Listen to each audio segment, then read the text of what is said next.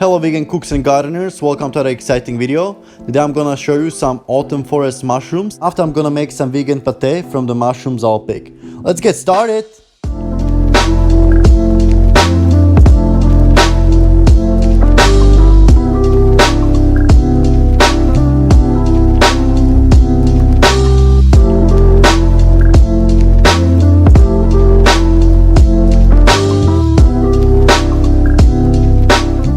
So first I see these mushrooms called fly agaric or Amanita muscaria, which look very beautiful, but they're also poisonous, so don't pick these ones.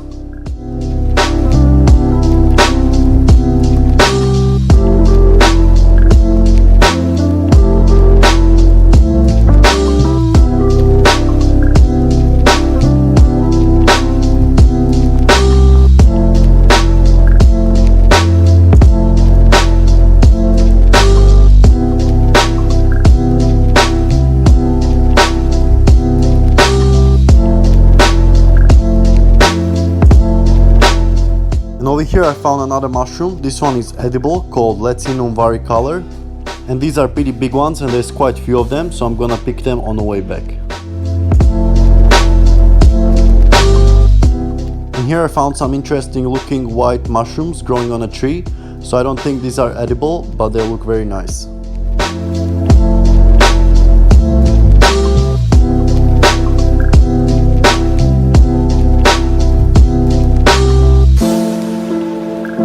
Alright, and here we see some more edible mushrooms from the family Suillus. So this one is Suillus bovinus, otherwise known as butter mushroom, and they grow a lot of them on one place, so it's very easy to find them.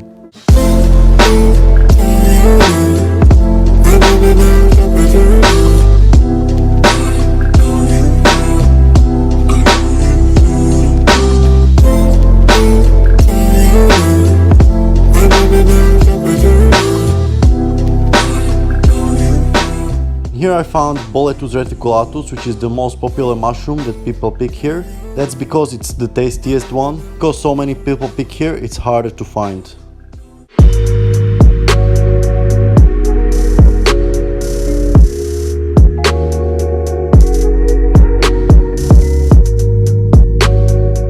Here I found another kind from the butter mushroom family. This one is called Suillus luteus, which you can recognize that they have a slimy coating on top of them, and that should be removed before cooking to avoid indigestion.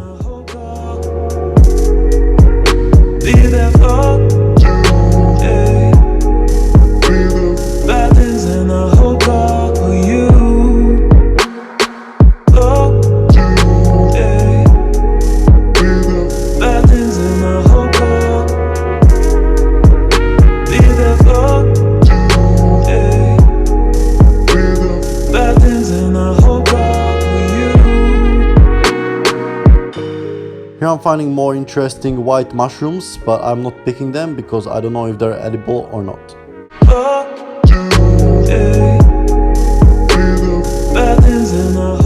And here I'm finding more Boletus reticulatus, and these ones are hidden between the spiky bushes, which is the reason why people didn't pick them yet.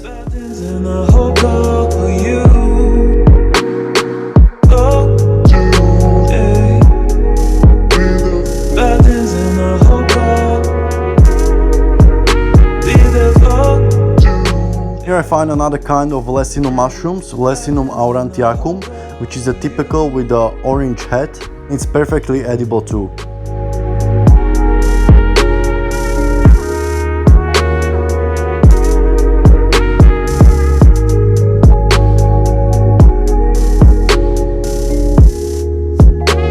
Alright guys, welcome back to our kitchen. So as you see, we have more wild mushrooms that we picked on my run on Friday, and yesterday we made those green beans and wild mushroom casserole, and today's recipe is even more simpler. We're gonna make the mushroom, but we're gonna use some onions. So we have about 2 medium-sized onions here and about 4 cloves of garlic. I already chopped it up.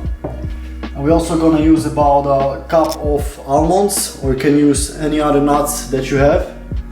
You can use walnuts or even hazelnuts, any more, any nuts that you have. Now we're just gonna fry it up in the pan, same like yesterday, and I'm gonna show you what spices I'm gonna put in there.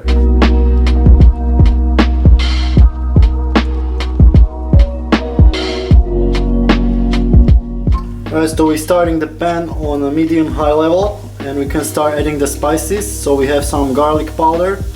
You can also add onion powder if you have. Next, a little bit of oregano. And a smoked paprika. Next we have some dry chives. So if you like it a little bit spicy, you can add a little bit chili, but it's totally optional. You don't have to add anything. But we like our food a little bit spicy, it gives it a nice taste. So you don't have to use any oil for cooking, we just kind of frying it, you know, on the medium level. And once your onion starts sticking too much to the bottom, you can start adding the soy sauce.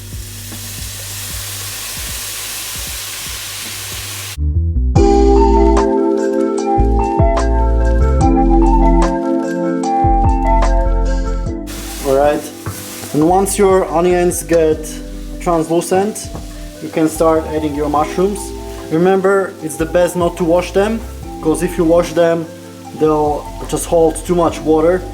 So again, we add about half of these guys, and then stir it. And if it starts sticking too much to the bottom, just add a little bit of water.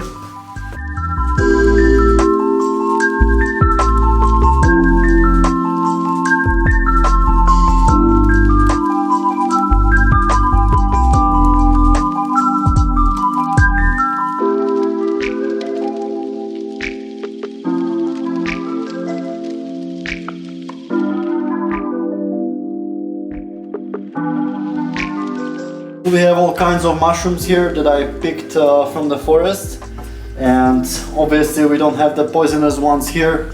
Those beautiful ones, the red ones with the white dots, they're poisonous, so I don't have those here. But I have a lot of other ones that I know they're 100% edible, because I used to go for mushroom picking since early childhood with my father and grandfather, and we're always picking these ones. There is no other similar one that could be poisonous, but I know that there are other ones that kind of look like the same with the poisonous kind, so I don't pick those, even though I'm 99% sure they're edible, but still be 100% sure like with these guys. So it's fun to pick wild mushrooms, and if you get in a good season you can find a lot of them at one place, as you saw in my video. I even filled both 2 bags in my running backpack, so I didn't have anywhere to put them anymore. But a good way to preserve them is again to freeze them, or you can also can them in a glass jar like this, but I'm yet to do that. So for now we're just making this pates. It's the first time making it, but I'm sure it's gonna turn out really good. But for our almonds, I forgot to say, you have to blend them first. So we have this NutriBullet, it's the best, but you can also use the big blender over there.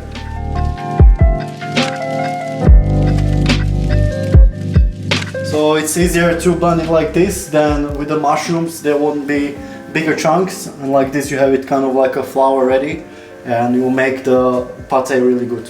Alright, so once our mushrooms start looking like this, it's kind of like a sludge, you see, it's not sticking to the bottom and there is still quite a lot of moisture. Now we're gonna add our almond mixture.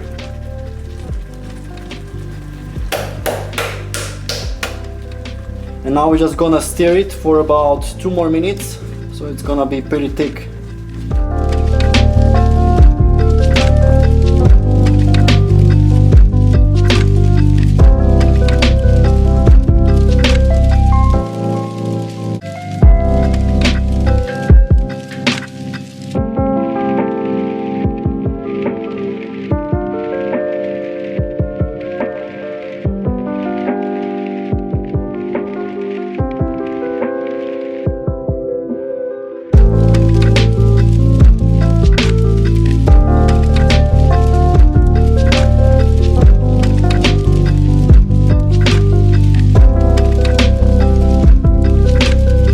So we are not adding any water here because we don't want our pate to be too watery. Just kind of scraping it around the pan so it doesn't stick to the bottom. When it just becomes too sticky, it's the time to turn it off.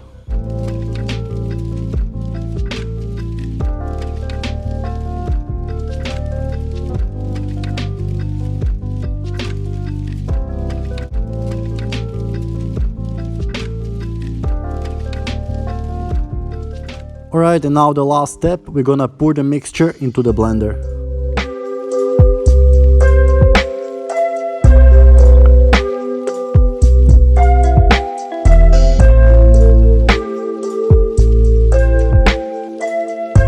At this point I'm also adding a little bit of water as I think that mixture is too thick. You can also add more water after you blend it and see if it's too thick or not. Alright, and now we're just gonna blend it until it's very smooth.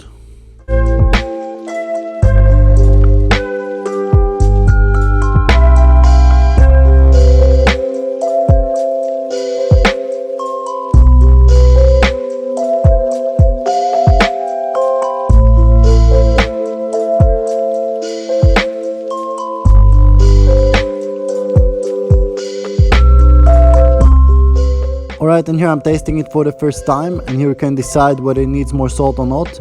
You can always add more salt and blend it again.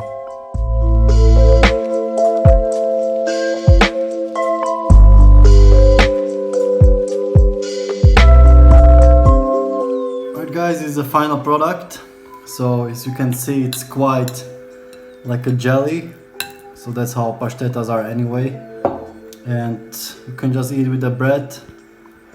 Now we have a normal white bread, but it's best to have a whole wheat bread.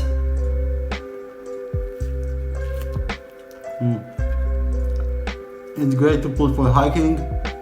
It doesn't have preservatives, so it's not gonna last as long, but we can always put it in a jar like this, put it in the fridge it will last for about 2 weeks, I would say. Or you can even freeze it, it would last even longer.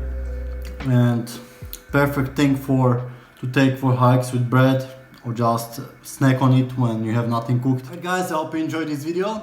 Stay tuned for more videos like this. And as always, keep cooking and keep gardening.